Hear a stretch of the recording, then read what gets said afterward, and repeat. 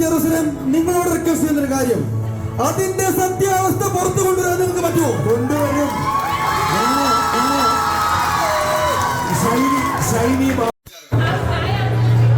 ഞങ്ങളുടെ നിറവ് 2K25 എന്ന ഒരു പ്രോഗ്രാം എന്ത് തോന്നുന്നു ഇസ്രായേൽ വന്നതിന് ശേഷം? ഞാൻ ഒരിക്കലും പ്രതീക്ഷിക്കാത്ത ഒരു സംഭവമായി. ഇന്നലെ രാത്രി എന്നെ ഒന്ന് വിളിക്കുമ്പോൾ പങ്കെടുക്കാൻ പറ്റുമെന്ന് തോന്നി. ഞാൻ നേരത്തെ വന്നിട്ട് മിനിസ്ട്രിയുടെ പ്രോഗ്രാം വിട്ടില്ല, അല്ല ഉറപ്പായിട്ട് വന്നേനെ. ഭയങ്കര സംഭവം. എനിക്ക് നിങ്ങൾ ഇവിടെ ഇത്രയും പേര് ഒരുമിച്ച് കൂടി ഇത്രയും പരിമിതികൾക്ക് ഭയങ്കര സന്തോഷം. Thank you. ഇസ്രായേൽ മലയാളിയുടെ ഭാഗത്ത് നിന്ന് നിങ്ങൾക്കറിയാം, ഇവിടെ ഞങ്ങള് ഈ നിൽക്കുന്ന എല്ലാവരും തന്നെ ഭൂരിഭാഗം കെയർ ഗീവേഴ്സ് ആണ്. അഗ്രികൾച്ചർ സെക്ടറിൽ ജോലി ചെയ്യുന്നവരുണ്ട്, കൺസ്ട്രക്ഷൻ സെക്ടറിൽ ജോലി ചെയ്യുന്നവരുണ്ട്. പക്ഷെ ഏത് യുദ്ധ സാഹചര്യം വന്നാലും ഏത് എയർലൈൻ ഇന്ത്യയിൽ നിന്ന് ഇങ്ങോട്ട് വിട്ടാലും നമ്മൾ പോകുമോ?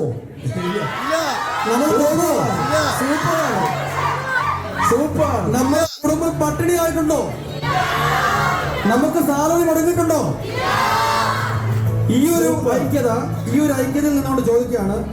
ഞങ്ങളുടെ സഹപ്രവർത്തകൻ ജെറുസലേമിൽ നിർഭാഗ്യവശാൽ ഒരു വീട്ടിൽ നിന്ന് ആത്മഹത്യയാണോ അതോ കൊലപാതകമാണോ എന്ന് അറിഞ്ഞുകൂടാ. കൊലപാതകമെന്നാണ് മനസ്സിലാവുന്നത്. ഞങ്ങളും ഈ നിൽക്കുന്ന എല്ലാവരും ഓരോ വീടുകളിൽ ജോലി ചെയ്യുന്നവരാണ്.